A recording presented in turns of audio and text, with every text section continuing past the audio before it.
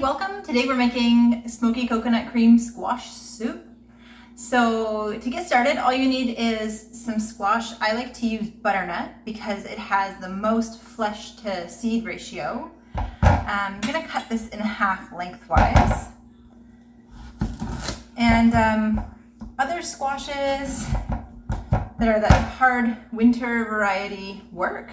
The ones with the orange flesh are nice, like a turban squash or an acorn squash or kabocha squash. They're all good. You can use any of those. So just cut it in half and then use a spoon to scoop out the seeds and put it face down. Alternately, you could just put it face down now and scoop out the seeds once it's roasted.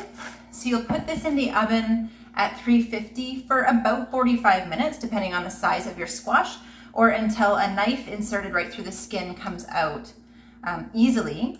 With some kinds of squash, they have a harder shell, so like a kabocha, for example, or acorn squash is a good example. You may need to flip the squash over and poke in here to find out whether it's done.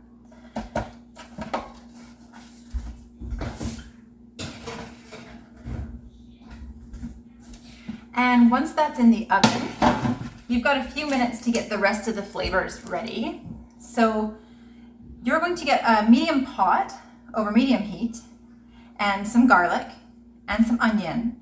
And then the spices that are going to make this super special are ground coriander, smoked paprika, and chipotle. So if you don't like it super spicy, then go with chipotle that comes in the can. This is the chipotle in adobo sauce kind of thing. There we go.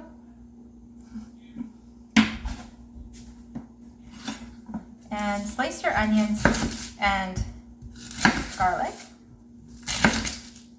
This is a creamy pureed soup. It's very silky and very coconutty because at the end we're going to put in quite a lot of full fat coconut milk, or you could put coconut cream if you prefer.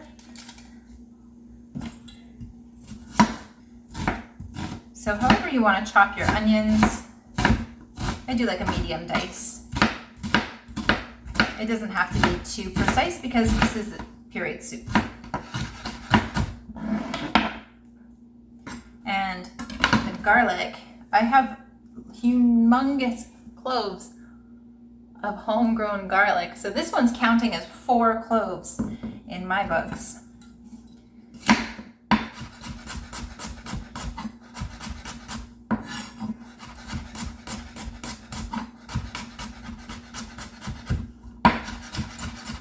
I'll give it a good chop. Again, I'm like not too precise about how I'm chopping that garlic. Oh, those onions are strong. So I'm gonna head over to my pot. Put it over medium heat, and I'm gonna add just a little bit of coconut oil. Now it's hot in here, so this coconut oil is already liquid.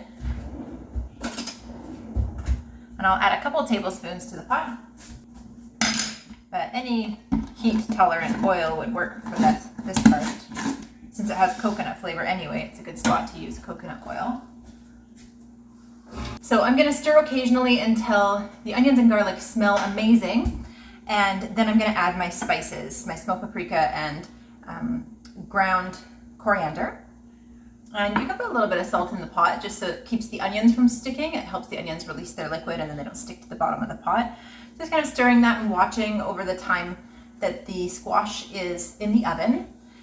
During the time the squash is in the oven, your onions will definitely be done. So only do your onions for about 10 minutes and then just turn it off and you can hang out until your squash is ready.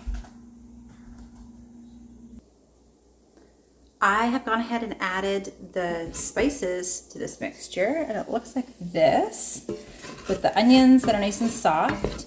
The garlic is super fragrant, and the spices have had a moment to toast and kind of saute in there with the veggies. And at this point, I'm gonna add the chipotles. So the ones in the can are a lot mellower than the ones that are just dried. And so these ones I would add 2 whole chipotles. And here's the thing, if you like it more spicy, then puree the chipotles in.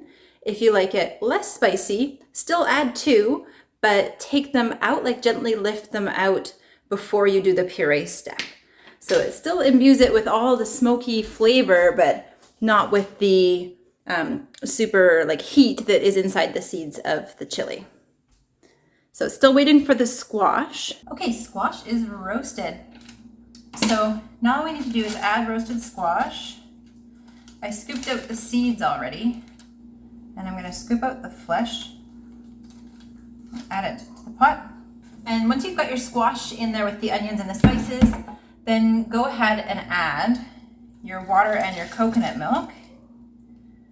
I add the coconut milk first. And then I fill up the cans with water so that I don't waste any of the coconut milk. And you want to just cover the vegetables in here, not adding too much water because you want it to be really thick and creamy. You can always add more, but it's hard to take it out. This time you can add a couple generous pinches of salt, and then you'll taste and adjust after you puree.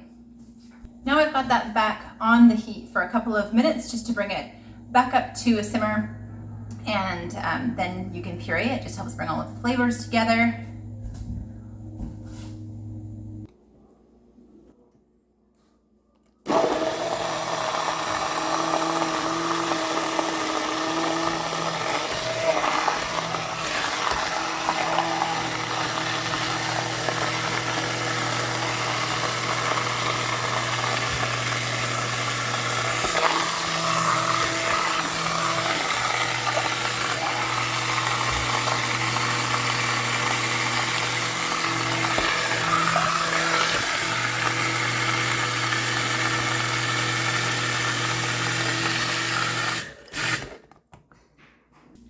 So taste and adjust, and you can serve it up with a bit of cilantro and some lemon or lime. Bon appetit.